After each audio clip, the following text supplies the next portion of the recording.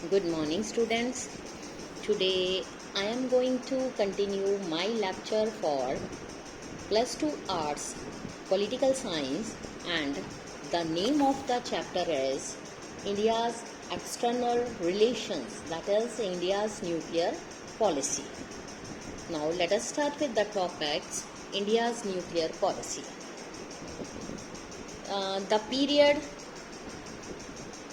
when nuclear test जो था उसको कंडक्ट किया गया was a difficult period in domestic politics following the Arab Israel war of 1973.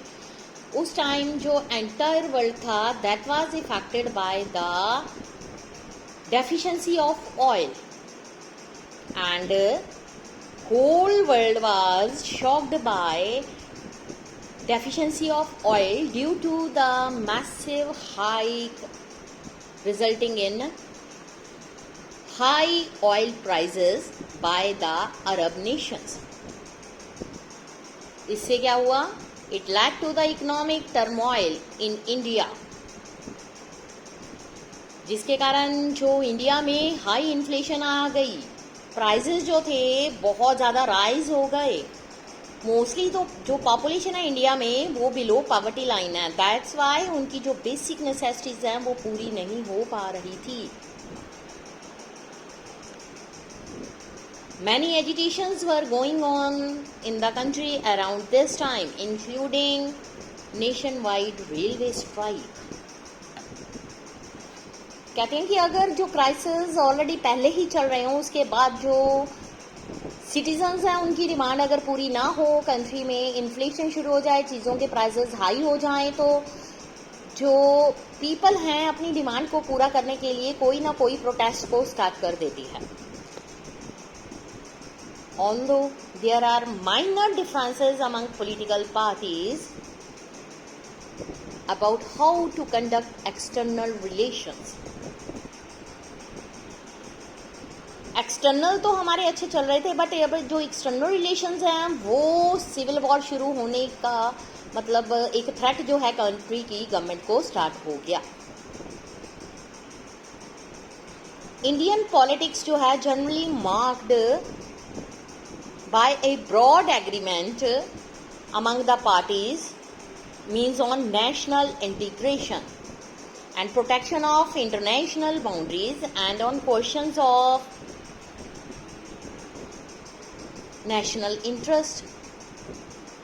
Therefore हमने ये भी फाइंड किया कि in course of decade of 1960-71 जब इंडिया ने फेस की थी 3 wars, इंडिया की चाइना के साथ वार, इंडिया की पाकिस्तान के साथ वार, or even later when different parties came to power from time to time. Foreign policy जो है इंडिया की उसने प्ले किया एक इम्पॉर्टेंट रोल ओनली, पर फिर भी जो रोल था वो एक लिमिटेड था in party politics. India's nuclear program. India जो है उसने अपोज किया इंटरनेशनल ट्रीटीज जो है एम्ड एट नॉन प्रोलिफरेशन.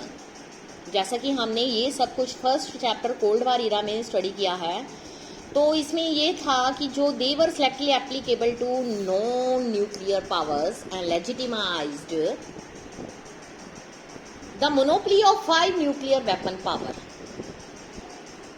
सो जो इंडिया है उसने अपोज किया indefinite extension of NPT, non proliferation treaty, in 1995, और उसने ये भी रिफ्यूज कर दिया to sign the comprehensive test ban treaty, CTBT जिसको नाम दिया गया है. इंडिया ने एक सीरीज ऑफ न्यूक्लियर टेस्ट को कंडक्ट किया in May 1998, demonstrating capacity to use nuclear energy for military purpose. Pakistan soon followed, thereby increasing the vulnerability of region to a nuclear exchange. International community जो थी was extremely critical of the nuclear test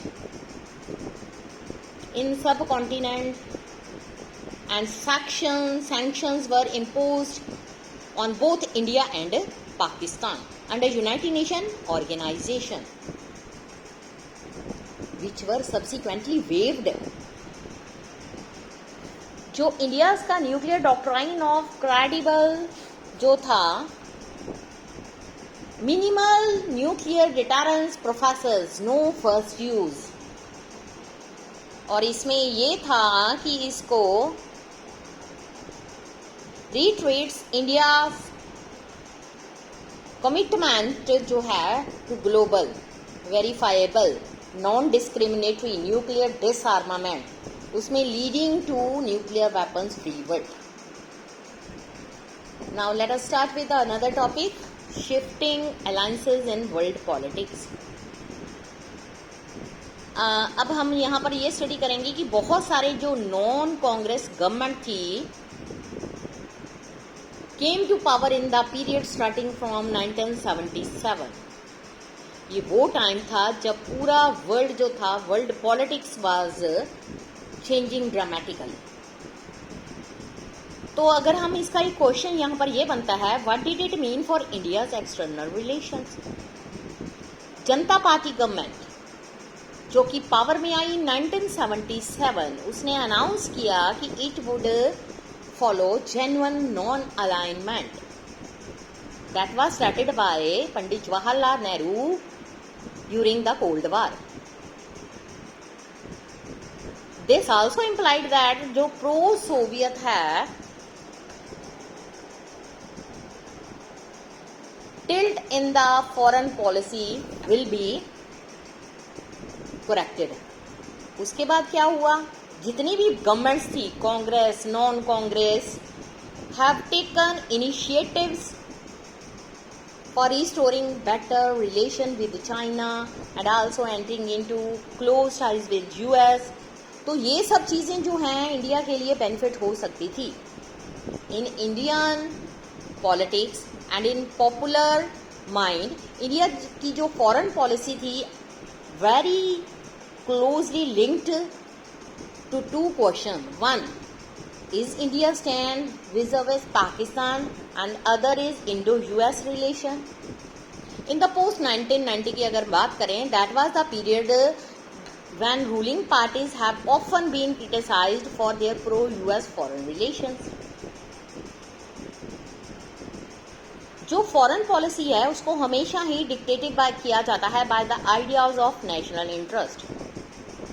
in the period after 1990 जो Russia था, though it continues to be N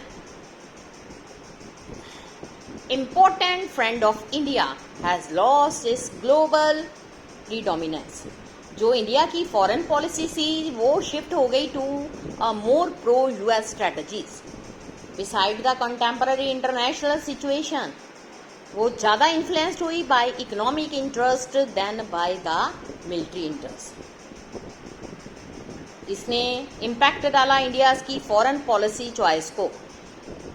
eight the same time Indo Pakistan जो relation थे, that have witness many new developments during this period. जब कश्मीर जो था continue to be the main issue between the two countries. So काफ़ी efforts किए गए to restore normal relation. इसका मतलब क्या हुआ, that cultural exchanges, movement of citizens, economic cooperation would be encourage both countries. You know that when a train and a bus service operate between these two countries, between India and Pakistan, this has been a major achievement of the recent times. But that could not avoid the near war between India and Pakistan in the situation from emerging in 1999. Even after this setback to the peace processes, efforts जो हैं negotiating durable peace have been going on. So student, ये chapter अब यहीं पे finish हो गया है. Next हम कल के लिए अपना लेक्चर रेडी रखेंगे. Thank you students.